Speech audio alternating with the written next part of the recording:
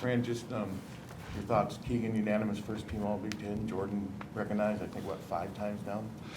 Yeah, I'm just thrilled for those guys, not only for being recognized, but just you know how hard they work, you know the kind of people they are, their character that they have, and you know when you see your players achieve something special, you know it's the best feeling in the world for a coach. So just happy for those guys.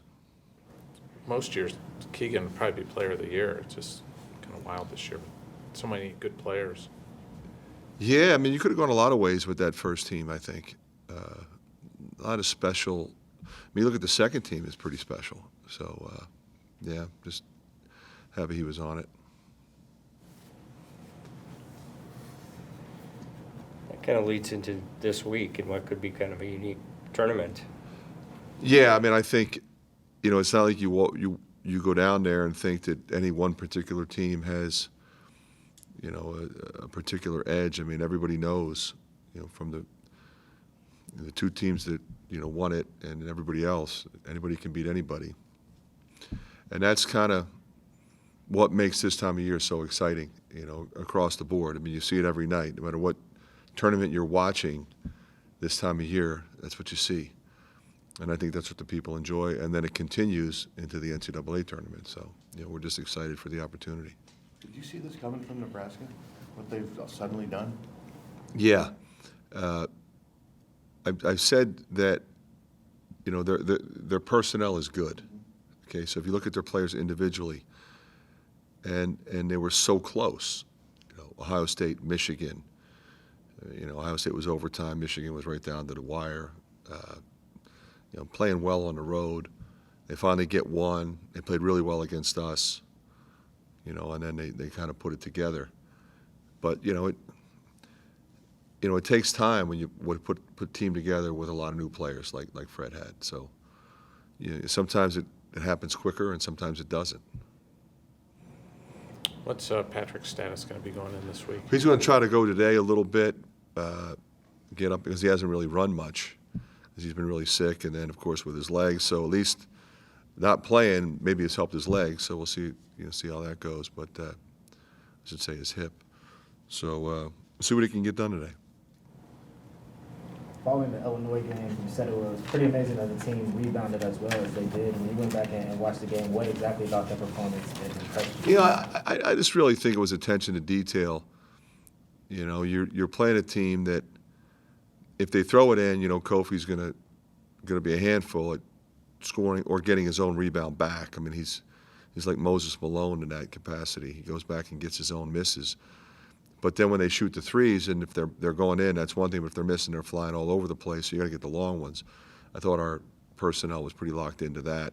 Give us a chance to maybe get out and get some transition opportunities. Very true with most guys, but how much is confidence kind of played into Tony emerging a little bit here? Yeah, you know, I will say this about him, and the times that he did play last year, he kind of played with a little bit of swag, which is what you want. It's not always the case with freshmen, especially when they're behind veteran guys like he was last year. But, you know, you could kind of see it coming, and you know, I think he's gotten a lot more minutes, you know, because, you know, he's been really productive at both ends, and I think he's proven that he's a gamer. He's not afraid of the moment. He's not afraid of the crowd. And he just kind of keeps coming, and that's what you appreciate as his teammate or as his coach. So I'm thrilled for him, and I think the thing is he's just going to keep getting better. I think that's safe to say with him. Does it help you guys this week in your prep that you've played both the teams that you could potentially play relatively recently? Yeah, except that, you know, I think you look at Northwestern, I mean, they were not themselves. I mean, I don't want to sell our own team short. We had a great night. It was a great senior night. But, you know, Boo was out. Pete Nance was not himself. He wasn't the only one. Of course, they played substantially better in the next game when the guys weren't sick. And then, you know, Nebraska, you know, you could kind of see it when we played them. So we saw glimpses of what they could be, because that came right down to the wire. And then they put it together the next 3. So, and you know, on the road too. So that tells you a little bit about them. You know, it's a team, like I said, that wasn't together, but they're all veteran guys. So, you know, they can, you know, put it together and beat anybody, which they've just proved. Following up on Tony, Coach Underwood said that the decision to put him into lineup, defensive efficiency has really shot up for the team since he's been a starter. Specifically on that side of the ball, what element does he bring to the lineup? Well, he can guard it, you know, pretty much anybody. So, you know, if they have a really good wing player, we can put him on that person. If we have to switch, he can fight the post.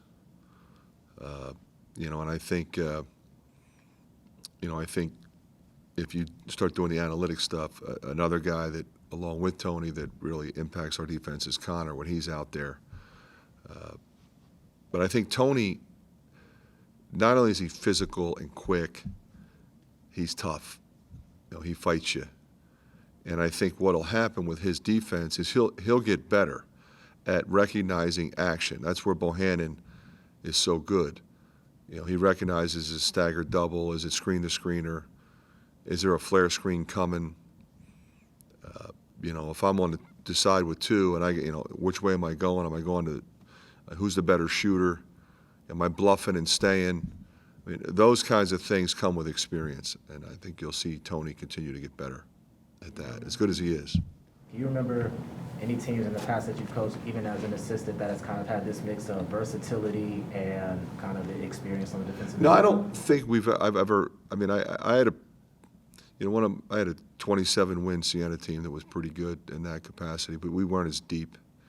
We had really good players,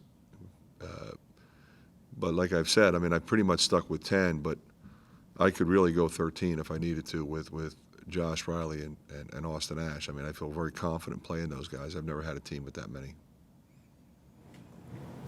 On another note, obviously there's been a lot of conversation on Twitter about the incident with Chris on the court. Even in the NBA, Russell Westbrook talked about how what fans are saying impacts his family as a coach. What's your advice to players on dealing with that and fan and athlete? But you know, here's the problem. It's not going away.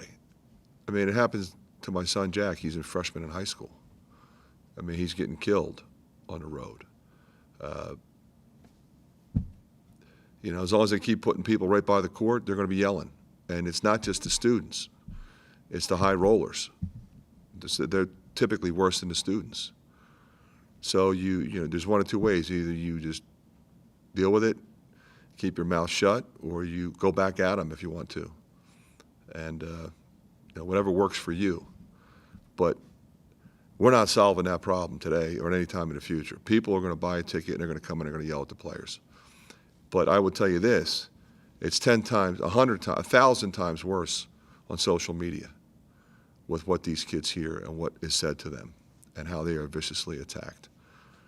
So I feel bad for Chris, but I can tell you this, he's not worried about it. That's one tough kid there. You're not a social media guy, No. but. Are you? I have. You've been known to tweet? We have to. Yeah, there will be a They day- make you tweet? There will be a day when I don't. But, You'll be happy. but your players seem to have free reign. What's your philosophy about that? Yeah, I've often thought, you know, you think about it, Mike, you prepare your guys for life, and you want them to stand up for themselves. You want them to take advantage of their platform. You know, sometimes, yeah, there might be a Twitter beat, but a lot of times they're using their platform in incredibly positive ways. So if you muzzle them, you don't get any of the good stuff. You know, I would say most of what our guys tweet and what they put out there is positive. They will defend themselves, and I would expect them to defend themselves. Occasionally, a line is crossed, and you know, sometimes, you know, coaches don't want to ever get to that point, so they don't deal with any of it at the front end, right? So don't tweet anything. Therefore, we may never get to the point where you cross a line. Well, you know what? That's life. Sometimes you cross the line, and then you deal with that. You might have to apologize. you might have to get reprimanded or whatever. But, you know, I would always want my guys to stick up for themselves. And you guys know me well enough. I will always stick up for them and have their back. So it is an interesting journey that they go through at this level. And my hope is always that it's the best 4 years of their lives, and I want it to be an incredibly positive experience. But that's not what life is. You know, there's a defeat, there's adversity, and there's things that happen that are not pleasant. And so we deal with it. But, you know, by all means, you know, you want to fire back, go ahead. I'm not going to ever tell them not to. And, you know, some people handle it. I mean, Chris is typically a pretty quiet kid. Like, he's not one of those guys that's out there. He's not going to run his mouth. But I know this, he'll compete and he'll prepare and he'll work, and he has character. So, you know, we have others that, you know, are not afraid to put themselves out there in a big way. We all know who they are. Fran, at the end of the game, and Nicholas Baer tweeted about this the other night. You're not on Twitter, so you shouldn't know that, but he said you went over and you gave Chris a hug at the end of the game. How important was that to you to do that? You know, I think it's important, Tom, you know your players. Chris is such a great teammate, and he wants to win so badly, and he's such a good person. You know, he misses the last shot. That's a difficult thing, you know, and I was just really pleased with, number one, our execution to get him that shot. I was pleased that he took it. And I just said, look, you're going to make the next one. You're going to get this opportunity again. You're going to make the next one. I love you. And, you know, because I know he missed a couple free throws, right? So he feels bad, you know. You know, I think we all know when our guys feel bad about something, and that's when they need you. They don't need you high-fiving them when everything's going great, because he has had a special year for us, and he's somebody that I think the sky's the limit for where he's headed, you know, and I just want him to know that how much I appreciate him, because we wouldn't have been in a situation to have a last shot if it wasn't for him. And I think sometimes we forget that when something happens at the end of the game. Well, your thoughts on being a unanimous first-team All-Big Ten? Yeah, I feel like that's a big honor, just from where I started my career here at Iowa up until now. But yeah, I'm just appreciative of that and everything that comes with it. So it's a testament to a lot of hard work. You have goals for things like that, or does it really not enter your mind until it happens? I think it really doesn't enter my mind until it happens. I'm really more associated with team goals, things like that, and trying to do well in March. That was kind of my goal this year, is to get our team to the NCAA tournament, because we really didn't have a lot of expectations going into this season, so that was really just my main goal this year. And then obviously there's bigger goals that lie ahead of that. So. How up are you on the history of this men's basketball program, like the last time they've done this or that? You follow that closely? I hear about it a little bit, but not really. I think for me it's just about the present and just seeing what I can do as well as our team to be as best as we can now. And then obviously they'll play dividends later on and things like that. And obviously at the end of the year you kind of reflect on the year you've had and how that associates with the past history. So. Does the mindset change once this starts, the tournament times start, both this week and next week? Yeah, I think for us especially, we've been playing really well towards the end of the season this year. So, I mean, if you think about it, everyone's 0-0 now. So there's all the records just fly out the window. And every game from now on is win or go home. So for us, we're just gonna have a battle mindset every game. Try not to take any possessions off and just fight. That's kind of what March is. Fighting as much as you can and trying to win every single game. Keegan, how have you seen Tony Perkins click over the past maybe 2 weeks, especially 3 straight double-digit games at 17, 12, and 5 against Illinois? I mean, how have you kind of seen him develop over the last couple weeks? Yeah, I think you just see him being more assertive. I feel like offensively especially, he's being more aggressive, going to the basket, trying to create his own shot that way, but also looking for different guys when he gets stuck down there. So I feel like for him, I feel like he's growing a lot of confidence offensively. And then defensively as well, he's been more aggressive that way, and I feel like just him being more assertive offensively and defensively has really helped our team when we're a little stagnant on offense and we need to get a stop on defense. When you have a guard getting that many rebounds, what does it say about what you guys are doing right now on the boards? Yeah, I just think that helped us a lot. When we have our guards rebounding, especially, we're undersized against pretty much every team we play. So when we have guards rebounding like that, I feel like that just brings a different aspect to our team and really just helps us overall. Looking at the team defensively, really shot up in defensive efficiency and other metrics. How have you seen the defense just overall improve from the start of the season to now? Yeah, I feel like to the start of the season, we're kind of on our heels a bit. We're kind of playing what the offense was giving us and not really being aggressive that way. And I feel like over the course of the season, we've kind of been the aggressor on defense, getting steals, getting out in transition, blocking shots, helping the helper, and things like that. And I feel like that's kind of been a turning point for us defensively. I know Illinois may have been a rough pill to swallow, but when you look back at the tape of everything and knowing how you guys have played over the last 10 games, I mean, is it pretty easy for you guys to go into March just super confident about knowing where you guys can get to? Yeah, I think you could kind of base that Illinois game kind of like our Michigan game at home, just because we missed a lot of easy shots that we normally make. We kind of made mistakes down the stretch and things like that. So that's kind of a learning curve for us. But it's better for that game to happen now than in the tournament time. So I think for us as a team, that really kind of grew us closer together and just really got us ready for March because that's what the atmosphere is going to be like. Anything else? Confidence you're playing with on offense right now, your mid-range game starting to come through, you're starting to shoot a lot from the perimeter. Just how much of that is mental for you? A lot. After a few games of going with my surgery, my shoulder injury, started coming back, started doing more rehab on it with Brad and everything.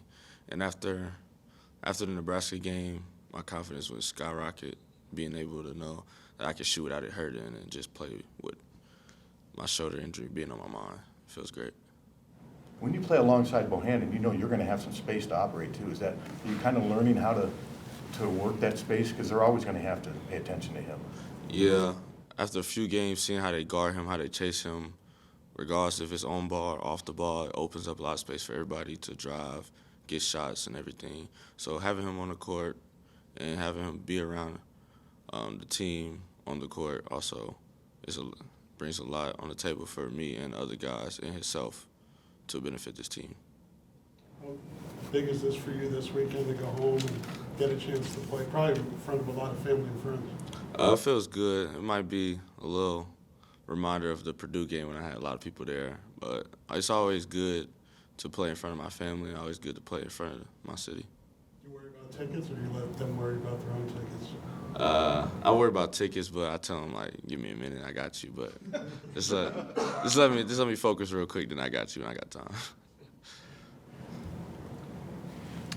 Is it, I know the Illinois game might be a tough pill to swallow, but when you guys look at the tape on that game the past 9 or 10 other games, I mean, is it pretty easy for you guys to go into the next couple weeks just with the most confidence that you've had all season? Yeah, because we only lost one game in February. So only losing one game, that brings a lot of confidence. Then we lost a tough one against Illinois. They're a pretty good team. And knowing that we can see them again and beat them this time, that's all that we really care about. And knowing that we have the potential to go far in the Big Ten tournament, NCAA tournament, brings a lot of confidence towards our team. The team's defensive efficiency has really shot up recently. When you look at the team, versatile defenders, a lot of experienced players, what do you think it makes it so difficult that y'all do to make offenses kind of struggle? We amp it up a little bit. We try to pressure their best player as much as we can. We try to throw different kind of defenses at them with traps, presses, zones, and everything like that. Just switch it up and mess with them a little bit. And just communication is what we really been talked about during film and everything. And since we've been communicating, things have been going good for us on defense. What do you say about the team's kind of emergence and becoming a better rebounding team, especially in the backcourt? You know, you and Bohannon know they're starting to get more rebounds. Yeah, because at the beginning, we lost a lot of games due to rebounds. And with us winning the rebound battle, I believe we're like 15 or 18-0.